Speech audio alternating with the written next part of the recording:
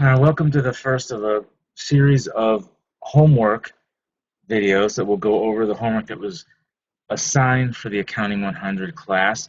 Now I know some of this, as far as how it's gonna map out, pay mostly as close of attention as possible to the content of each of these homeworks, and I'll try to give you as much of a roadmap as to how it coincides with the handouts that are serving more or less as your textbook for this class.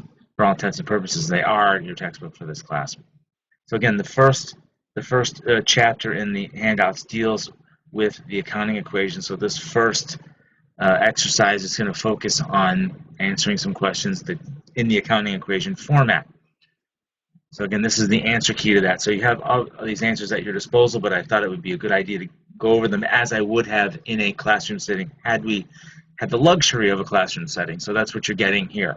If you need further explanation, you would consult this. All right, so this first part of this first exercise here, part one, was just giving you a setup for like solving something in the accounting equation format. Now, a very important thing to understand here when you're dealing with the accounting equation is you can't mix and match different periods.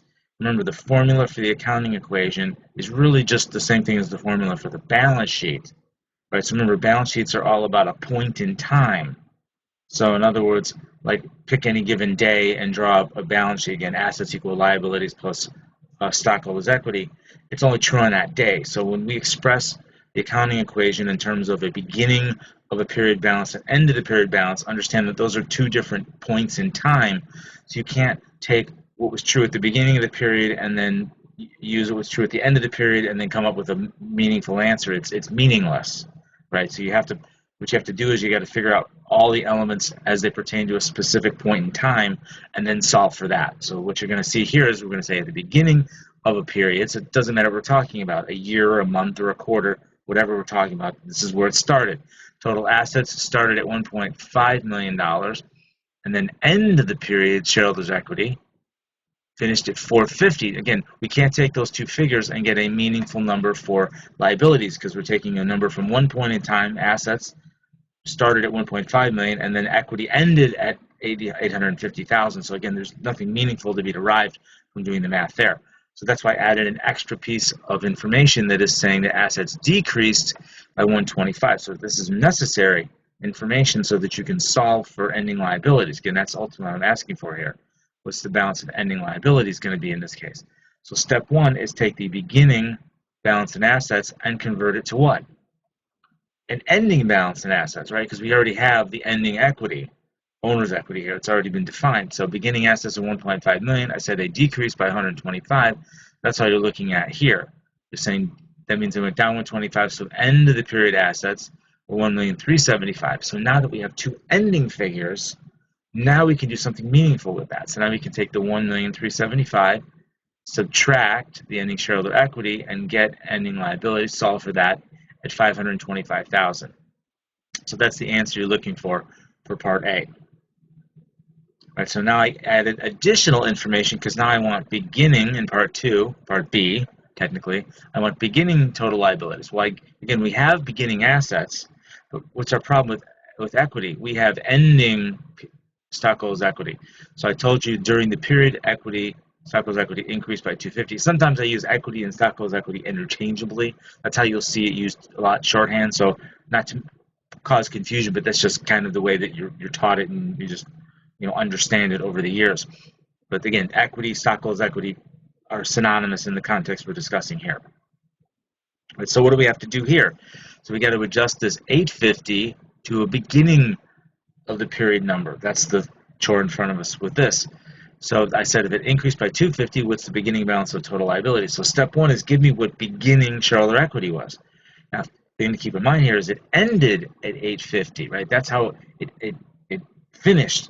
So if I say it went up by 250, what's implicit in that is that the beginning balance has to be what? Smaller than the ending balance because it increased by 250. In other words, the math here is 600. In this case, x plus 250 equals 850, so that's why I have to take 850 minus the change of 250 equals that beginning balance of 600. Now we have two beginning numbers. So if beginning equity is 600 and we know beginning assets was given at 1.5 million, oops, that got away from me.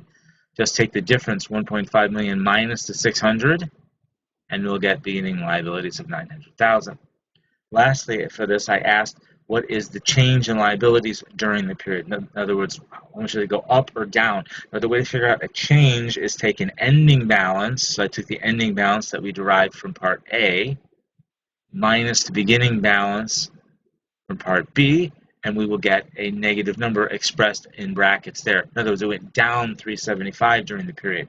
Now, the ultimate proof of everything we just did here is in the next slide, right here. So I put everything in accounting equation format. Another thing to keep in mind is everything has to balance what the beginning balances were, all the ending balances, and how much they changed during the period also has to balance.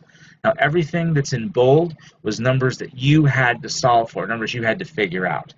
Everything that's not bolded was amounts that were given. In other words, I gave you the beginning balance of assets, I gave you the change in assets, I gave you ending owner's equity and the change in owner's equity. So all those other bold numbers are things that we had to solve for here. So I'm just giving you what the proof of everything we did was here. In other words, our beginning assets were 1,500,000. Liabilities, we figured out were beginning liabilities were 900,000, and ending owner's equity, or beginning owner's equity, pardon me, is 600,000. So again, that all proves out. And so does the change. If assets went down by 125, and owner's equity went up 250, then implicitly, in order to make that balance, what happened to liabilities? Well, they must have gone down 375. Again, if you combine these elements into one thing, you get a negative 125. And then lastly, the ending balances all reconcile as well. Ending assets were 1,375,000. And notice, again, how this information feeds in that. Went down 125, yielding 1,375,000. Liabilities of 900 minus the 375 gave us this ending balance in liabilities. And of course, 1,375,000 minus 525 equals our 850 there. So in other words, it all reconciles. That's the point to get out of this. So this last piece that I give you here, this is really the thing I want you to focus on the most. The other one is just the process of getting these numbers. But understand how everything balances in here, and how, again, you can't mix and match pieces from whatever time frame we're talking about. What happened, what was true at the beginning of the period, end of the period, and how things changed during the period. Right, the last thing for this first video is going to be answering Part 2, which is just a simple true or false question. True or false, a creditor's claims to a corporation's assets is weaker than the claims of any one stockholder. That's a giant false.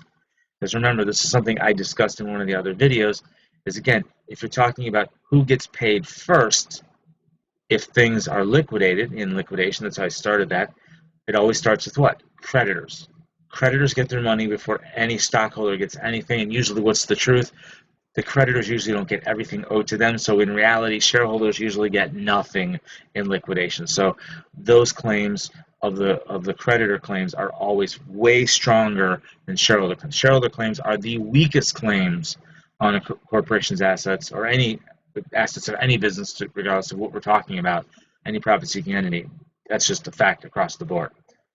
Creditors get to stand in line first, the end. But that concludes the first installment here. So we'll pick it up with the third part, which goes into just a more elaborate accounting equation exercise, bigger than what I showed you in the handout for chapter 1 there. So I'll see you in the next one coming up.